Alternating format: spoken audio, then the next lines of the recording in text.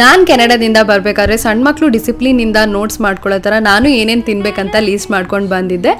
ಅದರಲ್ಲಿ ಆಲ್ಮೋಸ್ಟ್ 80-90% ಎಲ್ಲದನ್ನು ತಿಂದು ಮುಗಿಸ್ಬಿಟ್ಟಿದ್ದೀನಿ. ಆ್ಯಂಡ್ ನನ್ನ ಲೀಸ್ಟಲ್ಲಿ ಈ ಪಂಜಾಬಿ ಡಾಬಾ ರೆಸ್ಟೋರೆಂಟ್ ಇರಲಿಲ್ಲ, ಬಟ್ ನಮ್ಮ ಕೈಯಲ್ಲಿ ಚೆನ್ನಾಗಿರತ್ತೆ ಅಂತ ಹೇಳಿದ್ದಕ್ಕೆ ಬಂದಿದ್ದೀನಿ. ಯಾವಾಗಲೂ ಹೊರಗಡೆ ಫುಡ್ ತಿನ್ನಬೇಕು ಅಂತಂದರೆ ನಾನ್ ವೆಜ್ ಫುಡ್ಡೇ ತಿನ್ನೋಕ್ಕೆ ಇಷ್ಟಪಡ್ತೀನಿ, ವೆಜಿಟೇರಿಯನ್ ಫುಡ್ ಇಷ್ಟ ಆಗೋದಿಲ್ಲ. But it's okay, let's try ಅಂತ ಬಂದಿದ್ದೀನಿ. ಯಾಕೆ ಬಂದಾಗಿಂದ ನಮ್ಮ ಮನೇಲಿ ಏನಾದರೂ ಅಡುಗೆ ಮಾಡಿಕೊಟ್ಟಾಗ ಸ್ವಲ್ಪ ಉಪ್ಪು ಹುಳಿ ಖಾರ ಆ ಕಡೆ ಈ ಕಡೆ ಆಗಿದೆ ಅಂದ್ರೂ ತುಂಬ ಚೆನ್ನಾಗಿದೆ ಅಂತ ಅನ್ನಿಸ್ತಾ ಇರುತ್ತೆ. ಆ್ಯಂಡ್ ಹೊರಗಡೆ ತಿನ್ನಕ್ಕೆ ಹೋದಾಗ ಸ್ವಲ್ಪ ಚೆನ್ನಾಗಿಲ್ಲ ಅಂದ್ರೂ ನನಗೆ ತುಂಬ ಚೆನ್ನಾಗಿದೆ ಅಂತ ಅನ್ನಿಸ್ತಾ ಇರುತ್ತೆ. ಯಾಕಂದರೆ ನಾವು ಕೆನಡಾದಲ್ಲಿ ಹೊರಗಡೆ ತಿನ್ಬೇಕಂತ ಹೋದಾಗ ತಿನ್ಬೇಕಲ್ಲ ಅಂತ ತಿಂತಿರ್ತೀವಿ. ಸೊ ಆ ಫುಡ್ಡಿಗೆ ಕಂಪೇರ್ ಮಾಡ್ಕೊಂಡ್ರೆ ಈ ಫುಡ್ ಫಾರ್ ಬೆಟರ್ ಅನ್ಸುತ್ತೆ. ನಮ್ಮ ನಾಟಿ ಡಿಂಪು ನಮ್ಗೆ ಯಾರಿಗೂ ನೆಮ್ಮದಿಯಾಗಿ ತಿನ್ನಕ್ಕೆ ಬಿಡ್ತಾ ಇರಲಿಲ್ಲ. ಹೊರಗಡೆ ಹೋಗ್ತಾ ಇದ್ದ ಕರ್ಕೊಂಬರ್ತಾ ಇದ್ವಿ, ಹೊರಗಡೆ ಹೋಗ್ತಾ ಇದ್ದ ಕರ್ಕೊಂಬರ್ತಾ ಇದ್ವಿ. ಸೊ ನಮ್ಗೆಲ್ಲರನ್ನೂ engaging ಆಗಿಟ್ಬಿಟ್ಟಿದ್ದ.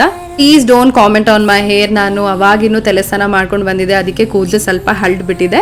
And coming back to the food ಅಂತೂ ತುಂಬ ಚೆನ್ನಾಗಿತ್ತು, ವೈಬು ಕೂಡ ತುಂಬಾನೇ ಚೆನ್ನಾಗಿತ್ತು. ನೀವು ಯಾರಾದರೂ ಶಿವಮೊಗ್ಗದಲ್ಲಿ ಇದ್ದೀರಾ ಅಂತಂದ್ರೆ ಡೆಫಿನೆಟ್ ಆಗಿ ಒಂದ್ಸಲಿ ಹೋಗಿ ಟ್ರೈ ಮಾಡ್ಬೋದು. ನಾವು ಸ್ಯಾಟರ್ಡೆ ಹೋಗಿದ್ರಿಂದ ಕ್ರೌಡೆಡ್ ಆಗಿತ್ತು.